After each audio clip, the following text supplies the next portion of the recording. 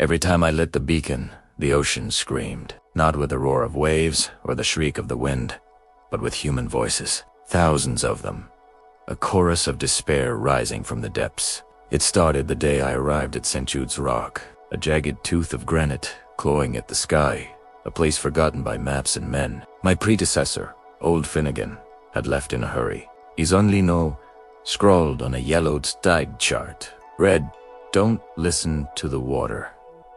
I'd laughed it off then, the ramblings of a lonely old man.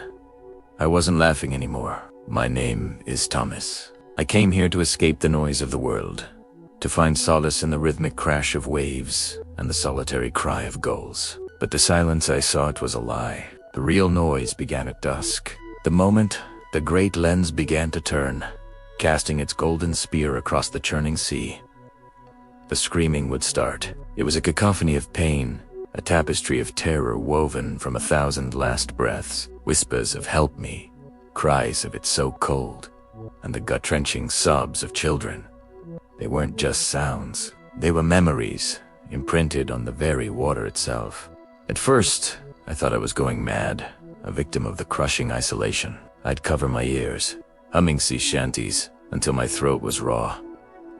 Anything to drown out the spectral choir. I checked every wire, every gear in the lantern room, searching for a rational explanation. A faulty radio transmission, a strange acoustic phenomenon. But the sounds were too clear, too human.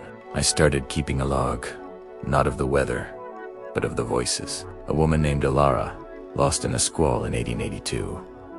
A cabin boy named Pip, swept from the deck of a clipper ship. Each name, each story, was a ghost clinging to the light. The light, I realized, was the key.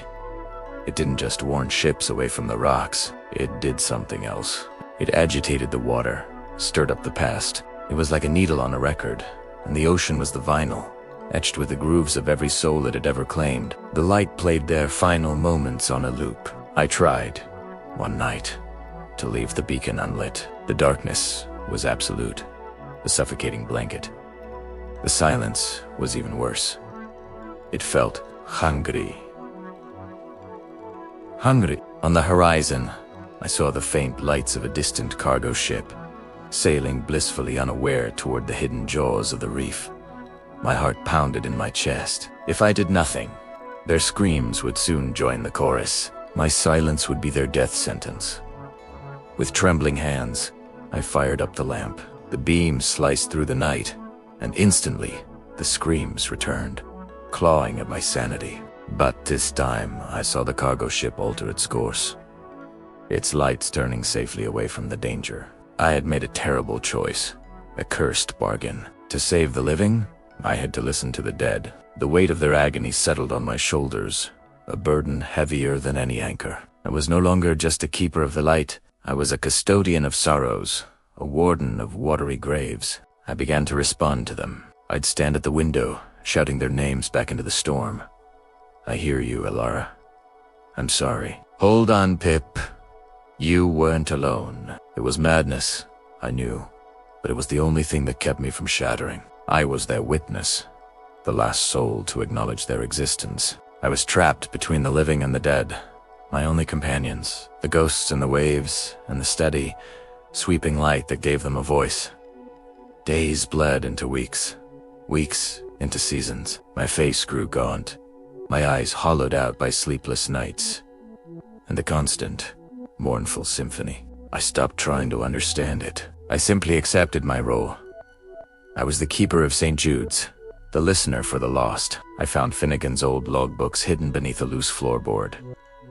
His entries were a mirror of my own descent. He'd heard them, too.